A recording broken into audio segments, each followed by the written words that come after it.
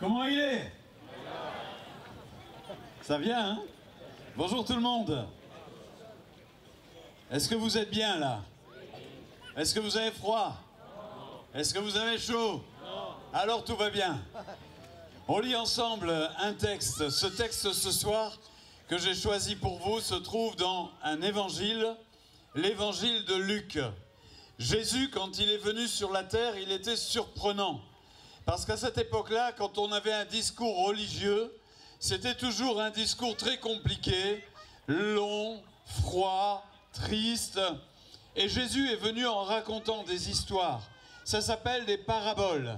Ces paraboles contiennent des vérités éternelles, des vérités merveilleuses que Jésus a réussi à expliquer au travers d'une histoire. Et l'histoire que nous allons lire s'appelle la parabole du bon samaritain.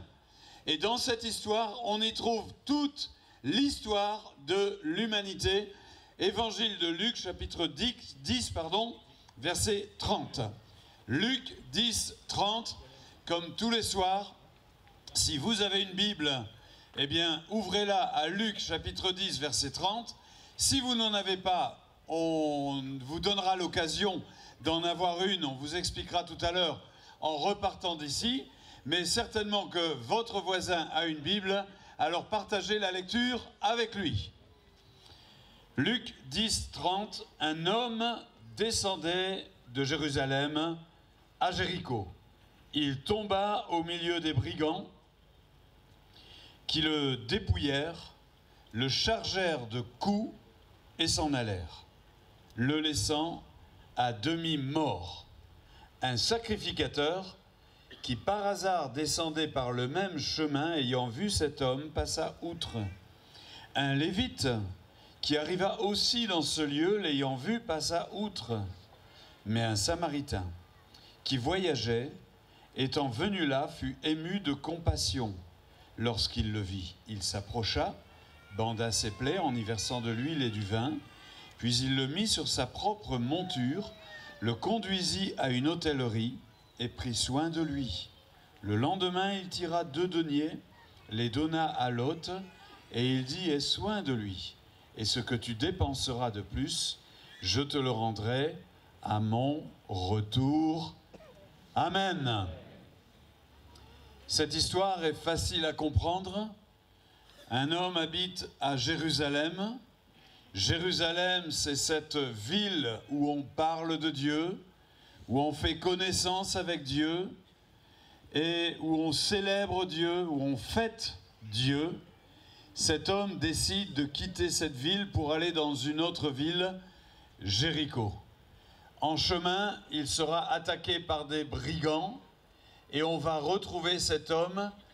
Il n'est pas écrit qu'il était à moitié vivant, mais il est écrit qu'il était à moitié mort. Et là, un homme religieux va passer. Quand il va le voir, il est écrit qu'il passe outre. Ça signifie qu'il a un peu détourné ses pas. Il a changé de trottoir. Un autre passe pareil. Et puis arrive un samaritain. On parlera de cela tout à l'heure. Mais ce samaritain s'arrête, prend soin de cet homme. Et à la fin de l'histoire, nous retrouvons cet homme là dans une auberge. Il est soigné, il a tout ce qu'il faut. Et il va reprendre vie. Il va retrouver sa santé. Cette histoire, c'est l'histoire de tous les hommes. C'est votre histoire et c'est aussi mon histoire. En ce qui me concerne, je n'ai pas grandi dans une maison où il y avait la Bible. Je suis originaire d'une ville de métropole qui s'appelle Dunkerque. Dunkerque, c'est la ville la plus haute qu'il y a dans le pays. D'ailleurs, avant, on disait que c'était le Nord. Maintenant, ce sont les Hauts-de-France. C'est vous dire à quel point c'est au Nord. Même, il me semble que dans le passé, à la météo, on ne voyait pas Dunkerque parce que la carte était coupée. J'ai grandi là. Je suis venu au monde sans avoir rien demandé. Ma mère était quelqu'un qui servait dans un bar.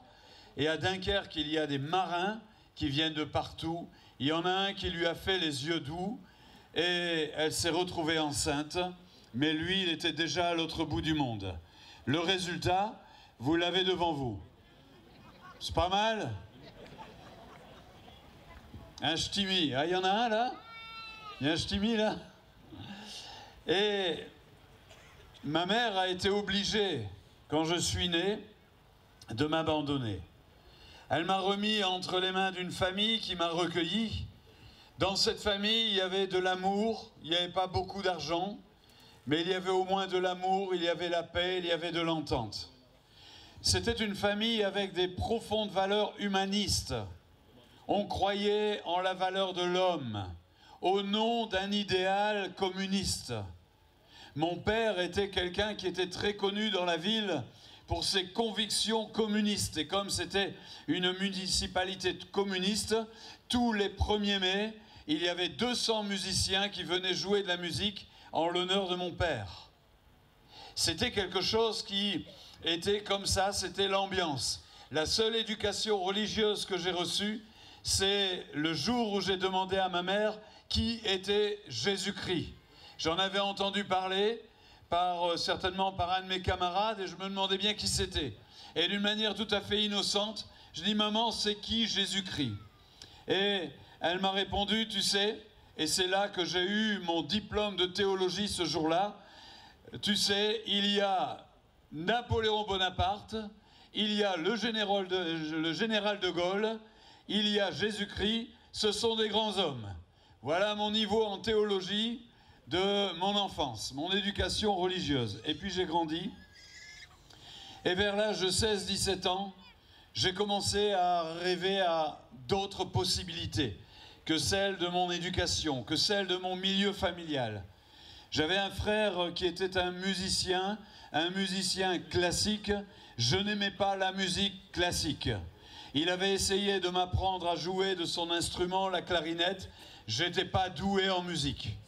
Et je cherchais à m'échapper de cet univers et je commençais à entendre parler de possibilités nouvelles, de religions nouvelles, de choses qui se passaient loin en Inde. Et je commençais à chercher ces choses lorsque je suis parti à la faculté. Et là, à la faculté, eh bien, les choses ont commencé à déraper. Mais deux ans avant, alors que j'étais en première, mon frère a eu la bonne idée de rencontrer un professeur de français. Première, c'est l'année du bac de français. Un professeur de français, je me suis dit, ça c'est intéressant. Alors, je lui ai dit, tiens, ta fiancée, là, elle pourrait pas m'aider à réviser le bac de français. Et ils m'ont répondu, ben, si t'as qu'à venir, on va te préparer un cadeau. On va t'offrir un repas et te préparer un cadeau. Et quand je suis arrivé, sur la table, il y avait des assiettes et dans une des assiettes, il y avait un cadeau. Je me suis assis là parce que je savais que c'était pour moi. Ils m'ont dit, déballe le cadeau. J'ai déballé le cadeau. C'était un livre. Un livre sur lequel c'était écrit « Nouveau Testament ».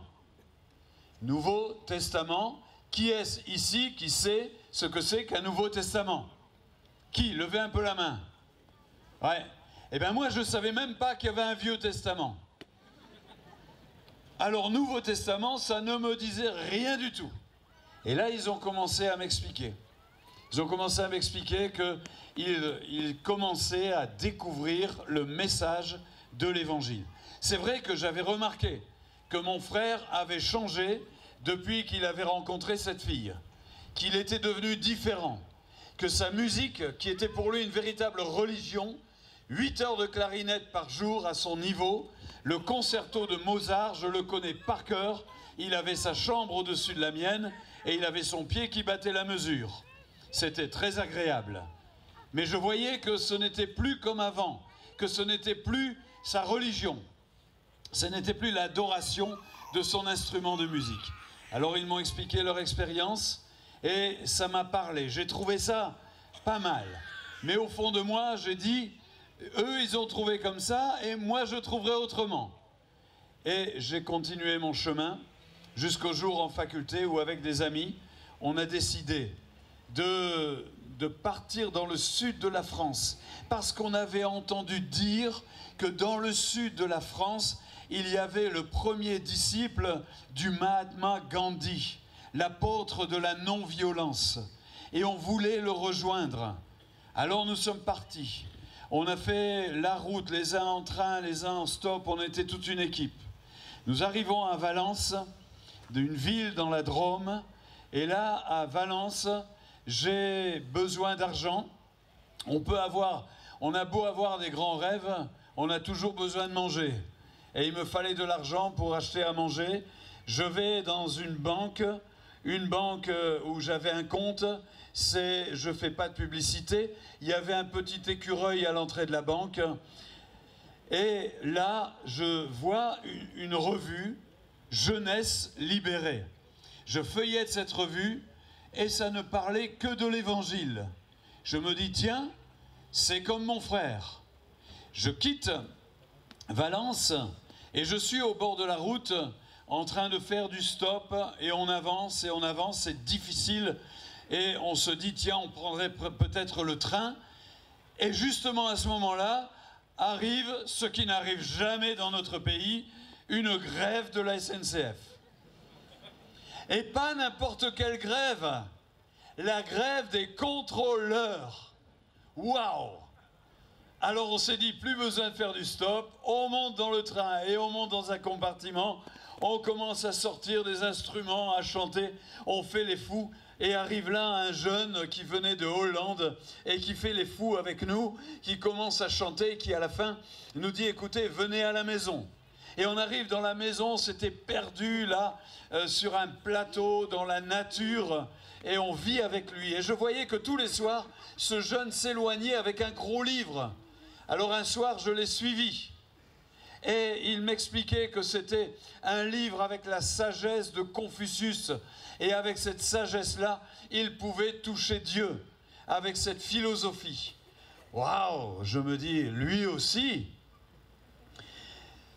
Et là, il est arrivé quelque chose de particulier qui a vraiment percuté mon cœur. C'est que ce jeune nous a invités à partir dans la montagne avec de l'acide, avec du LSD. J'ai vu tous mes amis partir, mais moi, je n'arrivais pas à porter le produit dans ma bouche parce que ce jour-là, je vous assure, j'ai entendu une voix qui disait « Ne fais pas comme eux, ils ont déjà leur récompense ». Une fois, 2 fois, 3 fois, j'ai balancé la petite boîte où il y avait le produit, elle doit encore s'y retrouver, mais moi je n'ai rien pris. Lorsque 21 heures plus tard, ils ont commencé à retrouver leurs esprits, ils m'ont dit, je ne sais pas ce que tu as pris, ils m'ont tous dit ça, on ne sait pas ce que tu as pris René, mais on a vu que tu étais allé beaucoup plus loin que nous. Et je leur ai dit, mais moi je n'ai rien pris. Mais j'étais dans une paix, quelque chose que je ne connaissais pas du tout. Ça a commencé à m'interpeller. Alors au fond de mon sac à dos, je suis allé chercher le Nouveau Testament qu'on m'avait offert. J'ai commencé à lire l'évangile de Matthieu et j'ai vu Jésus qui parlait des pharisiens hypocrites et qui disait « Ne faites pas comme eux, ils ont déjà leur récompense ». Waouh! Moi je connaissais rien du tout de tout cela. Alors on a quitté notre ami hollandais et on s'est rendu chez le disciple de Gandhi. Et on a trouvé une équipe de gens qui vivaient en communauté. Et toutes les heures, ils se recueillaient pour prier. Ils priaient en position du lotus, en faisant du yoga et en lisant la Bible. Ils mélangeaient tout. Mais j'ai parlé avec eux et ils me parlaient de leur expérience spirituelle. J'étais assez étonné. Nous les avons quittés et par un chemin de randonnée, nous avons voulu retrouver la route nationale pour continuer notre chemin. Là, sur la route, un homme sort d'une maison. Cet homme était barbu et chevelé. Il nous invite à boire un verre d'eau pour nous rafraîchir. Et il nous explique qu'il est un ermite et qu'il a tout quitté chez lui pour être avec Dieu dans sa maison. Et je me dis, mais qu'est-ce qu'ils ont tous à chercher Dieu comme ça ? Nous descendons, nous arrivons vers Béziers. Et là, vers Béziers, on est au bord de la route, on fait du stop. Une voiture nous prend, il y avait un jeune dans cette voiture, il y avait un sac à dos dans son coffre. Nous lui disons que nous voulons aller vers Toulouse. Alors il part avec sa vieille voiture. Je me demande si elle n'allait pas se couper en 8 dans les virages. Mais alors qu'il roulait, il nous pose une question. Est-ce que vous connaissez le transcendant? Je me souviendrai toujours, dans ma tête, je me dis, transcendant, comment ça s'écrit ce truc-là? Parce que j'imaginais quelque chose qui n'avait pas de dents. Et il m'explique, il nous explique qu'il est instructeur de méditation transcendantale. C'est une technique de respiration et de récitation de phrases que l'on appelle des mantras, inspirés du bouddhisme ou de l'hindouisme. Et il explique qu'avec ça, on devient parfaitement calme et que dans sa vie, on arrive à des niveaux supérieurs de conscience et que par ces niveaux supérieurs de conscience, on peut toucher la divinité. Il me raconte tout ça sur la route. Et moi, je me dis, mais c'est pas possible. Et tous ces gens qui me parlent de Dieu, mais tous d'une manière différente, lequel est le vrai? Qui a raison? Alors j'ai décidé ce jour-là d'aller retrouver mon frère. Nous sommes arrivés à Toulouse et j'ai dit à mes copains, écoutez, je vous laisse là. Je vous quitte. Je vais retrouver mon frère, il faut que j'ai une réponse à une question. Et là, eh bien, je suis monté dans le train à la gare Matabio à Toulouse, le direct qui va pour Paris, un train qui était bondé de monde. Il y avait en face de moi 2 filles de mon âge. Le train démarre, on commence à discuter. Et l'une des filles me dit, sans rien connaître de moi, elle me dit, est-ce que tu connais Jésus-Christ? J'étais scié. Alors je suis arrivé chez mon frère et je lui ai dit, écoute, si tu vas toujours dans ton église, là, dont tu m'as parlé, j'aimerais y aller avec toi. Il m'a dit, d'accord, rendez-vous dimanche. Le dimanche, je suis arrivé dans cette église. Je dois vous dire que dans ma façon de vivre, j'aimais porter des tuniques indiennes. J'avais les cheveux longs, j'aimais m'habiller un peu à cette mode de l'époque. Les pattes d'œuf.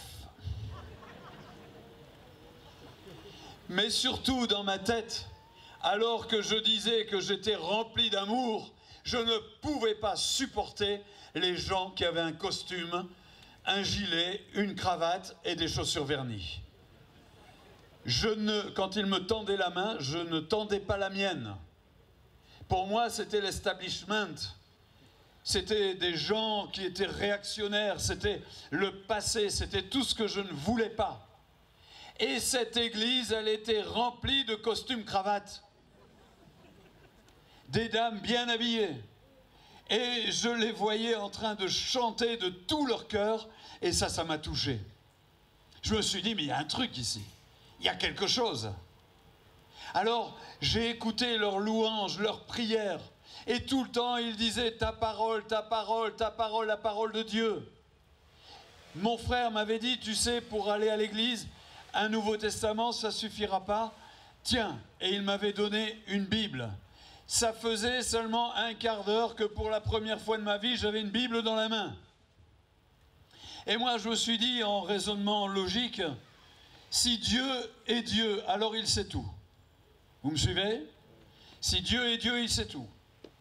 Si la Bible, c'est la parole de Dieu, alors il y a tout dans la Bible. Si Dieu sait tout, alors il me connaît, moi, René Delattre. Donc, il y a une page dans la Bible qui parle de moi, René Delattre. Et j'ai pris une page. Par la suite, les amis m'ont dit, ouais, c'est du hasard. Ouais, mais le calcul de probabilité, vous pouvez y aller. J'ai plié une page de ma Bible en 2. J'ai refermé ma Bible.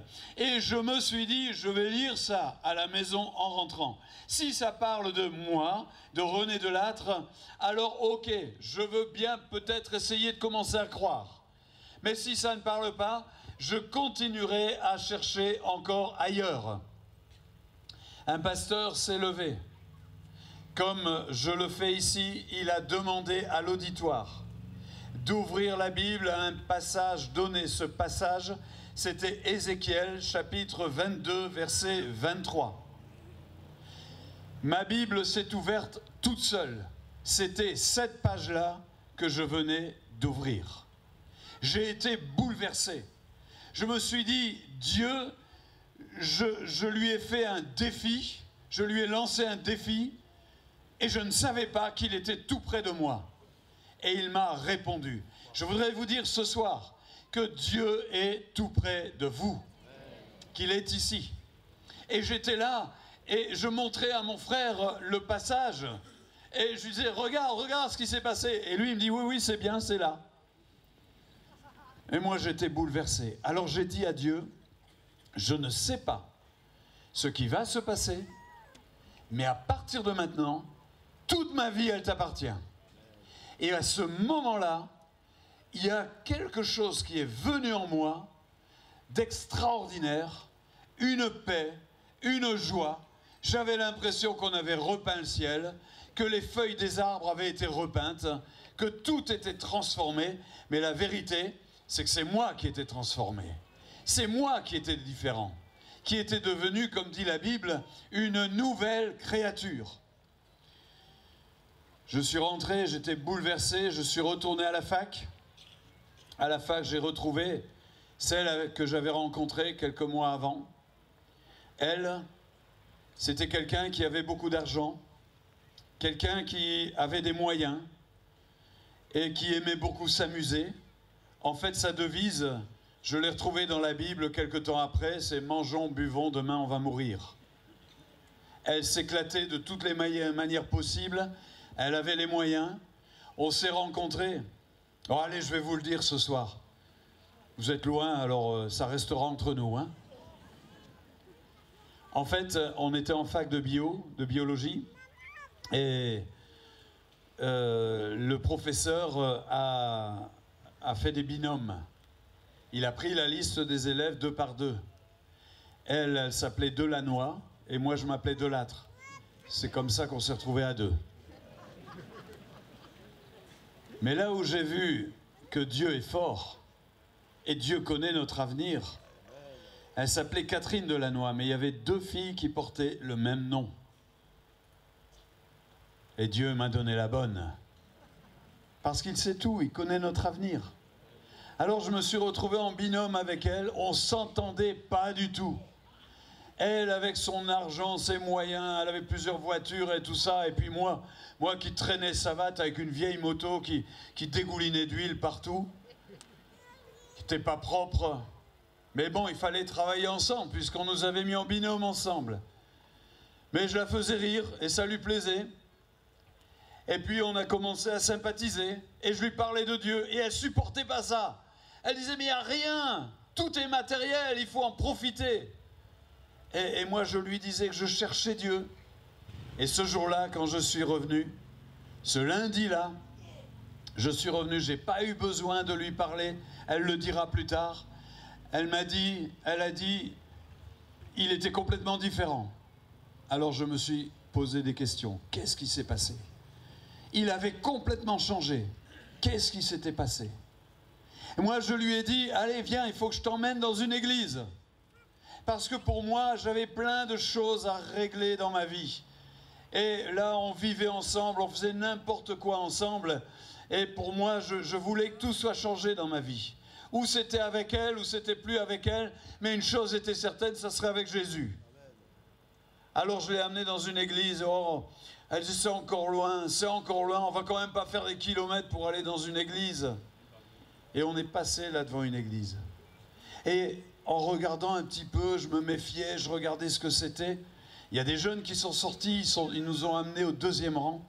Le prédicateur a commencé à prêcher, il a dévoilé toute la vie de Catherine. Elle était paralysée là sur sa chaise. Et elle a donné son cœur à Jésus. Et là, j'ai compris qu'elle allait devenir ma femme. Et ça fait un petit moment qu'on voyage ensemble. Ça fait 40 ans maintenant. C'est toujours comme au premier jour. Et je me dis quand même, démarrer comme ça, il y avait un bug dans ma vie. Tout était programmé pour que ça rate. Il y a peut-être quelqu'un au milieu de nous ce soir qui a la même réflexion, en disant, dans ma vie, mais tout est parti de travers.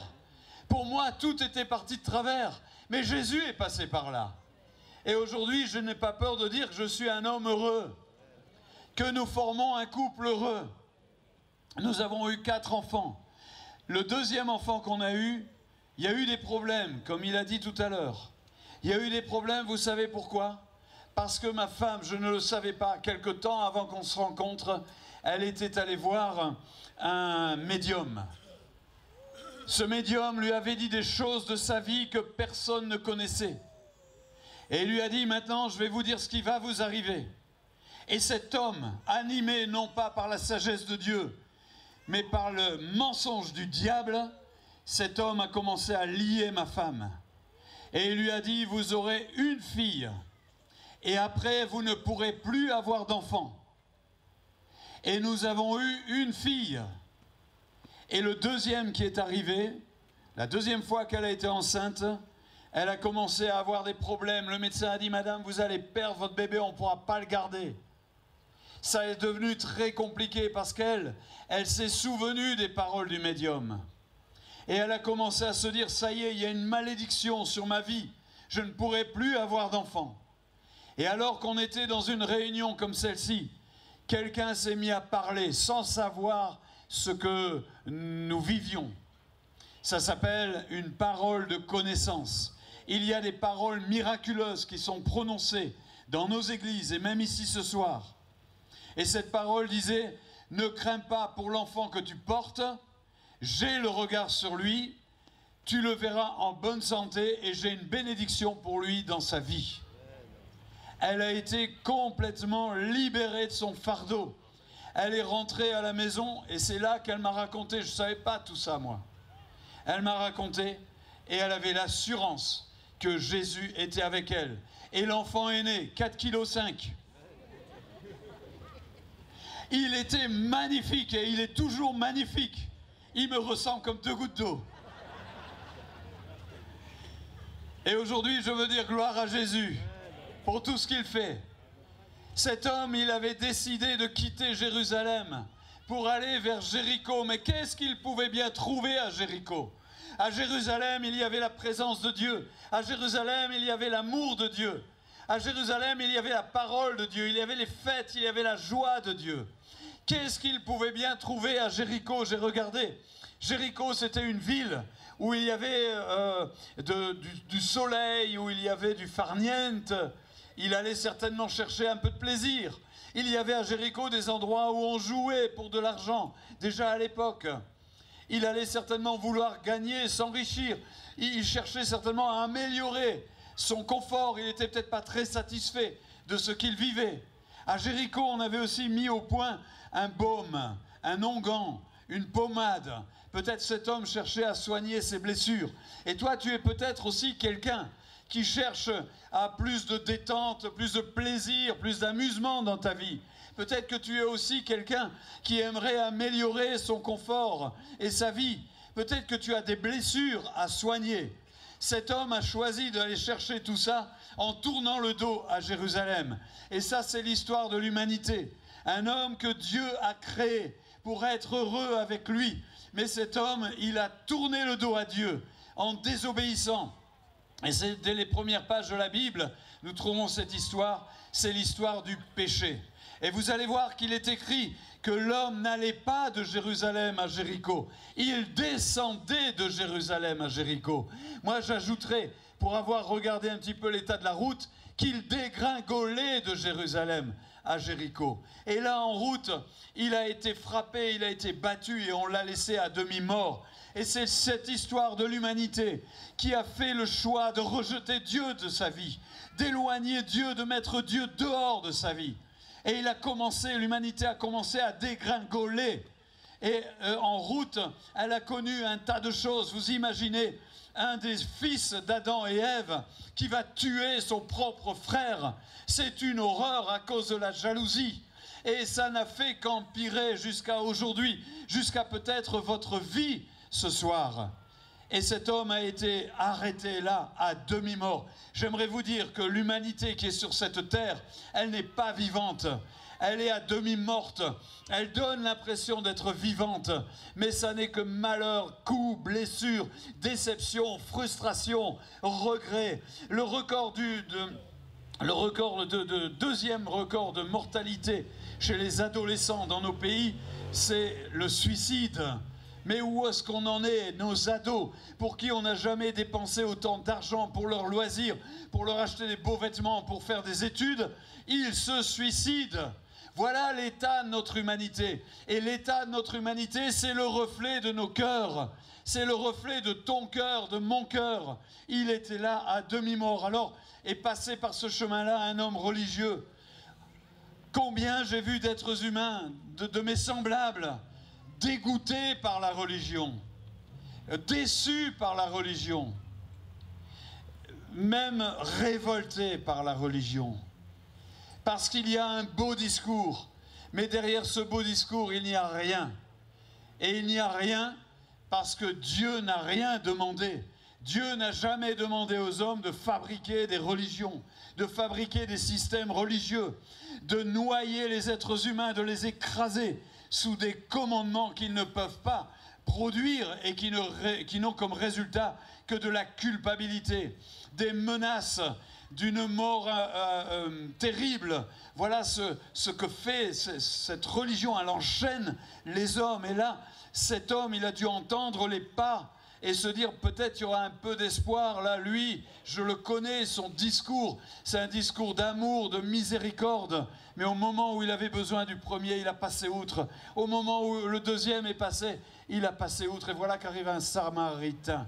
Alors il faut savoir qu'à cette époque-là, les Samaritains, on n'avait pas de relation avec ces gens-là.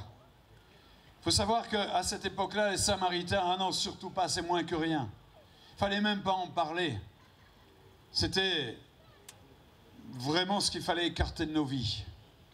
Peut-être que tu as dit que Jésus, c'était celui avec qui tu n'avais rien à voir. Que Jésus, c'était celui qu'il fallait que tu écartes de ta vie. Qu'il ne pouvait t'apporter rien de bon.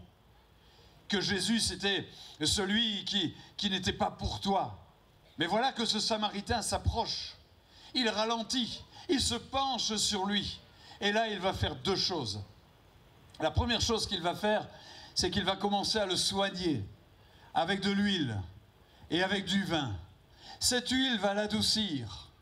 Cette huile va enlever la douleur. J'aimerais te dire que ce soir, Jésus est ici, qu'il passe dans les rangs et qu'il est capable d'adoucir tes blessures. Il est capable d'enlever la douleur. Il est capable de recoudre la cicatrice qui est béante. Il a mis du vin. Ça nous parle du sang qu'il va faire couler plus tard sur la croix. Ce sang qui me pardonne de mes péchés. Dites-moi, vous êtes déjà allé dans une salle de bain? Vous savez ce que c'est une salle de bain? Qui est déjà allé dans une salle de bain? Vous pouvez demander à ton voisin, demande à ton voisin, t'es déjà allé dans une salle de bain? Alors il te répond non, non, ah c'est pour ça.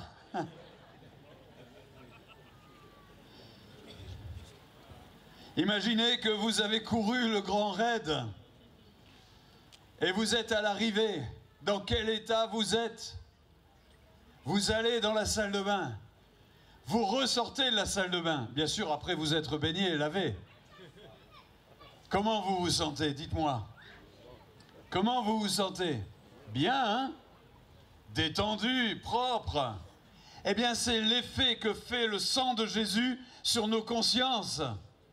Parce que si on peut se laver un corps qui est boueux, qui est sale, plein de sueur, on ne peut pas se laver la conscience. Il n'y a que le sang de Jésus qui peut laver la culpabilité, qui peut effacer le péché, qui peut effacer le passé et faire de nous des nouvelles créatures. Alors il a versé l'huile, il a versé le sang, mais il n'a pas fait que ça. Il l'a conduit dans une hôtellerie, une hôtellerie, une auberge. Il l'a conduit dans ce lieu. Et là, il a donné des moyens pour que cet homme ne manque de rien.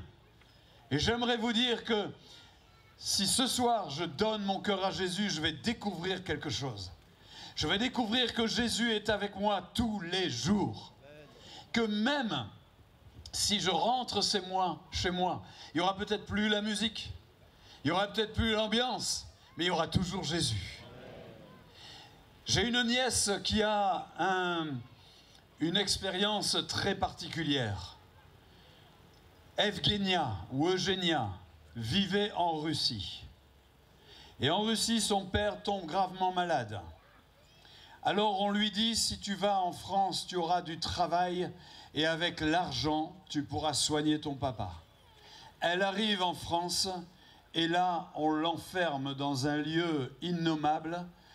On la déstructure avec de la drogue, toutes sortes de choses que je ne veux pas nommer ici. Et c'est un véritable zombie que l'on met sur le trottoir pour mendier de l'argent. Mon neveu passe par là. Il voit cette pauvre fille. Il voit cette pauvre fille et elle est devant la poste et tous les gens qui passent, elle tend la main. Lui, pendant qu'il fait la queue à la poste, à la Réunion, fait la queue à la poste. Pendant qu'il fait la queue à la poste, il pense à cette fille. C'est un chercheur en géologie, mon neveu. Il propose à cette fille de la recueillir dans son appartement. Lui, il va dormir dans son laboratoire. Cette fille, elle est passée par un tas d'états. Ensuite, la mafia l'a recherchée. Il s'est passé un tas de choses. Mais un jour, dans un grand rassemblement de jeunesse, elle a donné son cœur à Jésus. Et vous savez ce qu'elle a dit? C'était tellement merveilleux ce jour-là que le soir, je ne voulais pas m'endormir. J'avais peur qu'en me réveillant le lendemain, il n'y ait plus rien.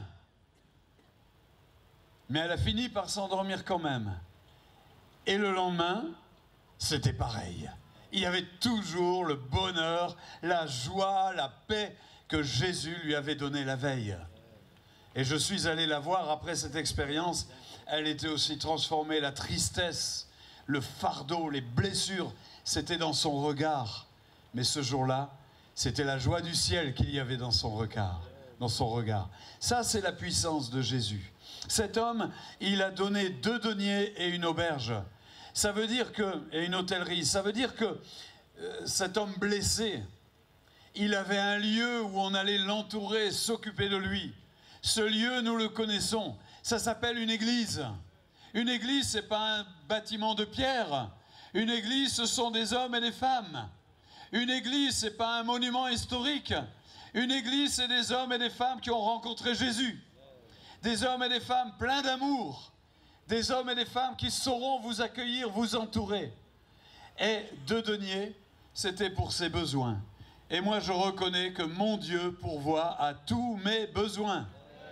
Lorsque nous avons fait cette expérience avec Catherine, on s'est retrouvés loin de la fac, les études, ça n'avait pas marché, il fallait se réorienter, mais en attendant, il fallait vivre. Je pourrais passer 1 heure ici à vous raconter comment de manière miraculeuse, Dieu nous a trouvé à chacun un emploi, comment on a pu construire notre foyer, on n'avait rien du tout, mais Dieu a été fidèle. J'aimerais vous dire ce soir que Jésus-Christ ne vous laissera jamais tomber. Jésus-Christ vous prendra par la main. Il vous conduira vers une église où vous serez entourés, mais il saura aussi pourvoir miraculeusement à tous vos besoins. Et puis je termine avec ce mot qui termine la parabole. S'il a besoin de quelque chose, tu le mets sur mon compte et je te rembourserai à mon retour. Vous avez lu ça avec moi? Je te le rembourserai à mon retour. En fait, l'homme, le Samaritain, il a dit qu'il allait revenir. Et je lis dans la Bible que Jésus va revenir. Est-ce que vous croyez que Jésus va revenir? Si je vous disais à quelle date, quel jour et quelle heure, vous auriez le droit de me lancer des noix de coco à la figure. Si je vous disais à quel lieu qu'il allait revenir à Saint-Pierre de la Réunion, vous auriez le droit de me lancer des bananes à la figure. On ne sait pas. Mais il a dit qu'il reviendrait. Il a décrit l'époque dans laquelle il reviendrait. La Bible est un livre qui a longtemps et souvent annoncé des choses qui allaient arriver, et la plupart se sont produites avec une précision extraordinaire. Et quand Jésus a dit qu'il reviendrait, moi je le crois. La Bible dit que quand il reviendra, il emmènera avec lui tous ceux qui ont été sauvés. Et je voudrais terminer en te posant la question. C'est peut-être une question difficile. C'est peut-être pas une question très gentille. Mais c'est l'amour qui me pousse à vous la poser. Peut-être pas une question très agréable. Mais il est dit que cet homme, il est resté à moitié mort. La Bible dit que les conséquences, le salaire du fait qu'on tourne le dos à Dieu, ça s'appelle la mort. La mort éternelle. La Bible nous apprend que nous vivons dans un corps qui est comme une maison provisoire. Ce corps, un jour, on va le quitter. Et si ce corps, on le met en terre, notre âme continuera à vivre. Et elle vivra soit près de Dieu, soit loin de Dieu. Ne pensez pas que parce que vous êtes une bonne personne, vous irez près de Dieu. La question, c'est pas est-ce que tu as été bon, est-ce que tu as été mauvais. La question, c'est pas est-ce que tu as compensé tes mauvaises actions par des bonnes. La question, c'est qu'est-ce que tu as fait de Jésus-Christ. Parce que c'est lui seul qui peut nous sauver. Il est le seul sauveur. Et ma question ce soir, c'est celle-ci. Je ne veux pas faire d'effet, c'est une question réelle. Si tu devais quitter cette terre, où irais-tu? Si tu réponds « je ne sais pas », malheureusement cela signifie que tu es perdu. Mais tu as la possibilité de donner ta vie à Jésus.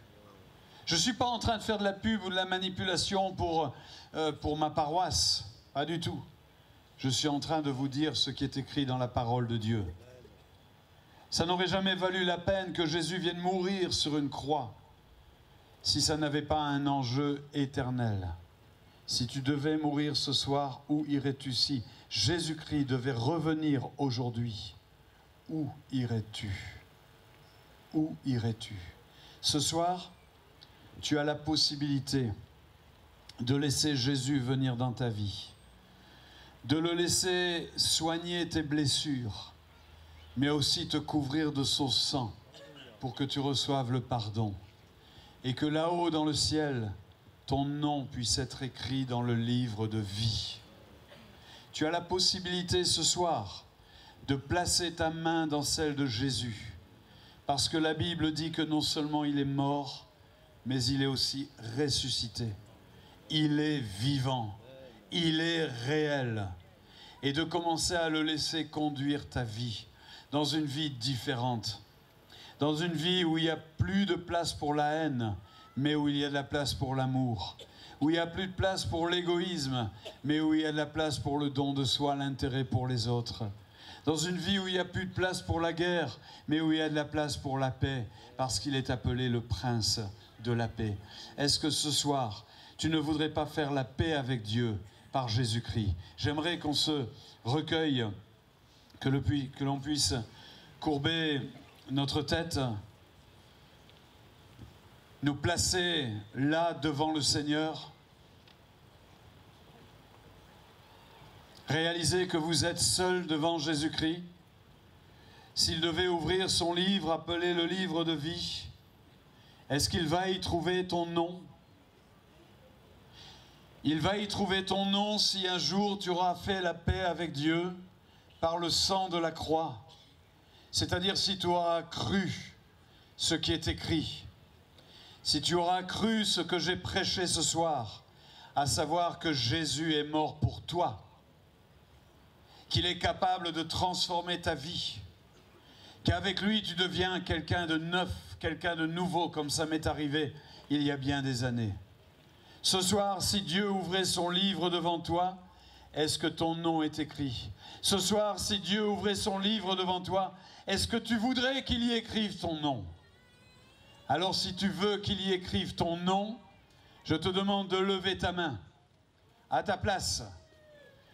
Ton nom écrit dans le livre de vie pour toi, c'est la garantie de la vie éternelle. Et tu auras dans ton cœur le témoignage de l'Esprit de Dieu que tu es devenu son enfant, qu'il est devenu ton Père. Je vois beaucoup de mains se lever.